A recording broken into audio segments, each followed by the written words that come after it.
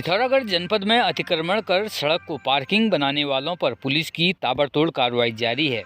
देर रात्रि तक चले अभियान के तहत पुलिस ने नो पार्किंग में खड़े 38 वाहनों का चालान किया, जबकि 120 वाहनों को सड़क से हटाया गया। वहीं सड़क पर अतिक्रमण कर यातायात बाधित करने वाले 6 लोगों के विरुद्ध 60,000 रुपये के चालान जारी किए गए। पिथौरागढ़ शहर में यातायात व्यवस्था को सुचारू बनाए रखने के लिए पुलिस कप्तान के निर्देशानुसार विशेष अभियान चलाया जा रहा है। पिथौरागढ़ पुलिस ने अवैध शराब तस्करों के खिलाफ चलाई जा रहे विशेष अभियान के तहत एक बड़ी सफलता हासिल की है। एसएचओ कोतवाली ललित मोहन के नेतृत्व में पुलिस टीम ने रोडवेज स्टेशन के पास चेकिंग अभियान के दौरान अभियुक्त कुणाल को गिरफ्तार किया है। अभियुक्त के पास से कुल 13 पेटी अवैध शराब और बियर बरामद की गई है, जिसमें 7 पेटी बियर और 6 पेटी अंग्रेजी शराब शामिल है।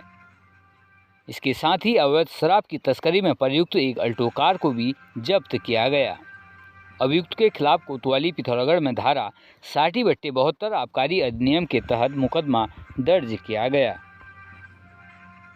पिथौरागढ़ थाना मुनस्यारी क्षेत्र से गुमशुदा एक महिला को सकुशल बरामद कर अपनों से मिलवाने में पुलिस को सफलता मिली है। 28 अक्टूबर 2024 को मुनस्यारी निवासी एक व्यक्ति ने थाना मुनस्यारी में तहरीर दी कि उनकी पत्नी यशोदा देवी किसी बात से नाराज होकर बिना बताए कहीं चली गई है, जिनकी ढूंढ खोज करने पर कुछ भी पता नहीं चल पा रहा है। उक्त सूचना के आधार पर थाने में उक्त महिला की गुमशुदगी दर्ज कराई गई। वहीं उक्त महिला को मैनुअल इनपुट के आधार पर पिथौरागढ़ से बरामद कर लिया गया है। महिला पिथौरागढ़ शहर के एक होटल में कार्य कर रही थी। महिला की काउंसलिंग करने पर उसने बताया कि वह अपनी मर्जी से घर से आई हुई थी तथा खाने पीने का खर्चा चलाने के लिए होटल में काम कर रही थी, जिसके विरुद्ध अग्रिम वैधानिक कार्रवाई की जा रही है। पिथौरागढ़ जनपद में पूर्व सैनिक संगठन के द्वारा सेना भर्ती पर आए हुए युवाओं के लिए खाने व रहने की उचित व्यवस्था की जा रही है, जिस पर हजारों बच्चों के द्वारा निःशुल्क भोजन व्यवस्था का फायदा लिया जा रहा है। सेना भर्ती पर पहुंचे युवाओं की संख्या अधिक है, इसलिए पूर्व सैनिक संगठन के द्वारा अपने स्टॉल को 3 जगह पर लगाया गया है, ताकि सभी बच्चों को खाने की व्यवस्था मिल सके। इसी क्रम पर उत्तराखंड के मुख्यमंत्री पुष्कर सिंह धामी के द्वारा पूर्व सैनिक संगठन के लगाए हुए स्टॉल पर रुकते हुए पूर्व सैनिकों के कार्यों की सराहना की गई। इस दौरान उन्होंने कहा कि पिथौरागढ़ पर पूर्व सैनिक संगठन के माध्यम से बेहतरीन कार्य किया जा रहा है, जिसकी चर्चा निरंतर होती रहेगी। उत्तराखंड राज्य के कोतवाली रुद्रपुर में 16 नवंबर 2024 को वादिनी रेनू ने अपने पति के 14 नवंबर रात्रि से गायब होने के संबंध में तहरीर दी, जिसकी जांच प्रभारी चौकी रामपुरा गणेश भट्ट को सुपुर्द की गई। वहीं गुमशुदा व्यक्ति की खोजबीन हेतु पुलिस के द्वारा सीसीटीवी कैमरों का अवलोकन किया गया।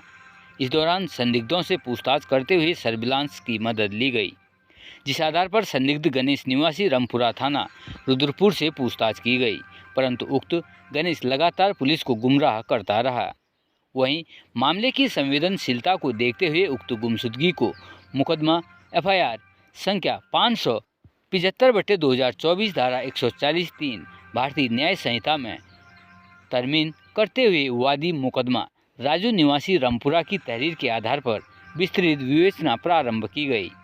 वहीं संदिग्ध गणेश से सख्ती से पूछताछ की गई तो उक्त व्यक्ति ने सुमित की पत्नी रेनू के प्यार में पड़कर रेनू के कहने पर अपने साथियों वंश, दीपक, शिवम, गोविंदा के साथ मिलकर शुभम की गला दबाकर हत्या करना तथा उसका शव पीड़ित बिहार से आगे कल्याणी नदी के पास खेत में गड्ढा खोद कर दबा देने की बात स्वीकारी गई, जिस पर पुलिस ने वंश, दीपक व सुमित की पत्नी रेनू से विस्तृत पूछताछ की गई।